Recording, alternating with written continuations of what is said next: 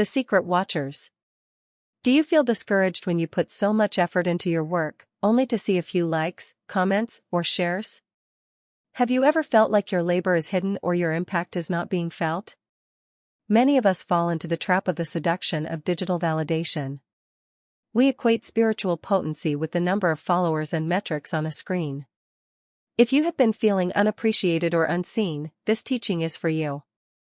Prophet Wisdom Ogbe almost fell into the same trap. Seeing others use manipulation and falsehood to gain massive followings, he began to wonder. But God took him behind the scenes and revealed the secret watchers, a vast, hidden army whose lives are being transformed in silence, away from the digital applause. The Lord gave the prophet a vital lesson and a strong warning. Do not measure the weight of your impact by the metrics of men. True harvest is often invisible to the natural eye. Through this encounter, God taught him that impact is not popularity. The deepest work of the Spirit often happens where there is no like button. He learned that spiritual potency is far greater than digital metrics. This teaching will show you how to remain faithful to your mandate even when the world isn't clapping. Your impact is eternal, it will outlive you. Look beyond the social media space and see your work as God sees it in His kingdom. If you have been discouraged because you feel unheard, this word is for you. Sit back and watch. God taught me a very wise lesson, never to measure my impact by likes, comments, or followers counts. He showed me the silent watchers. In the spirit realm, the most influential people are often the ones who are in the shadows. Here is an elaboration on who they are and why God showed them to me. Who are the silent watchers? The silent watchers are high-profile individuals, such as kings, presidents, generals, billionaires, and industry leaders who are spiritually hungry but publicly casual. They cannot like your posts because of the sensitivity nature of their positions. If a president comments "Amen" on a prophetic warning, it would cause a national crisis or a stock market crash. Therefore, they worship anonymously. A biblical example is the Nicodemus Dimension. Just as Nicodemus came to Jesus by night, John chapter 3, the silent watchers visit my page under a covered identity. I know they would be surprised how I knew. They are looking for a word that isn't influenced by the crowd. They watch to see consistency.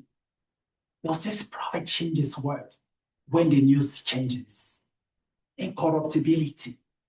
Is he chasing money or is he standing on the truth?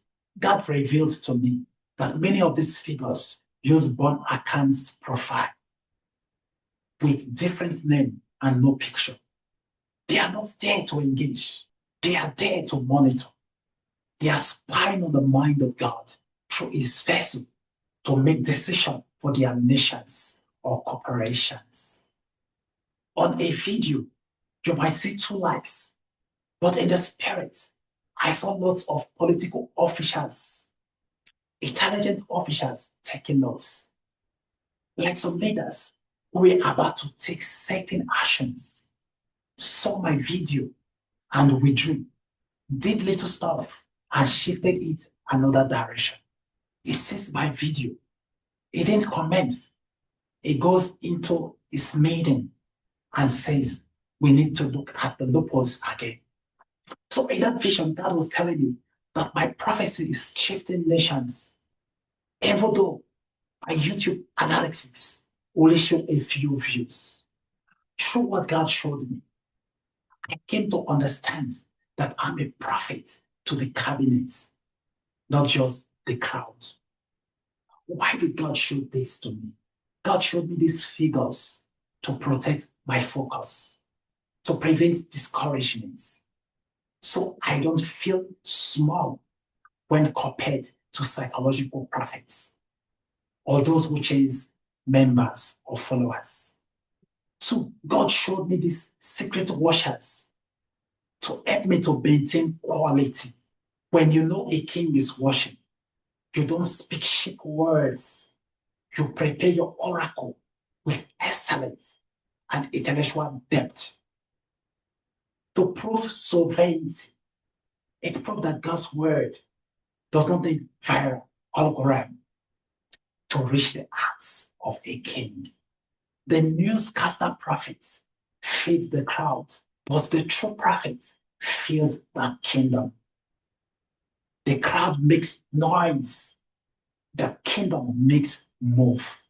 Those of you who genuinely contacted me personally knows that I always give prophecy and ends it with counseling or guidance. A mature prophet handle these three specific things: prophecy, counseling, and guidance. One, prophetic counseling. I don't just tell people their future. I look at their insight. If a politician comes to you with a bad motive, a mature prophet doesn't say you will win. You counsel them. Sir, your heart is not right with God. If you enter the office with this heart, it will destroy. This a genuine prophet presents a message to those with high esteem. Don't cover their sins because you want to gain from them. Tell them the truth as it is. Prophetic guidance. A newscaster or psychological prophet will tell you, I see a car accident. They leave you in fear. A prophet of wisdom says, I see a snare of the enemy, but here is the way out. We must apply the mentioned course through these specific prayers. You provide the solution alongside the revelation. Terry, intellectual and godly wisdom. A prophet without a godly wisdom is dangerous. They will lead you astray because they fear your status. To leaders in high esteem, don't seek a prophet who is impressed by you. Seek a prophet who is instructed by God. A prophet who fears your wealth will eventually lie to you. Here is my advice. I always listen to God on a neutral ground.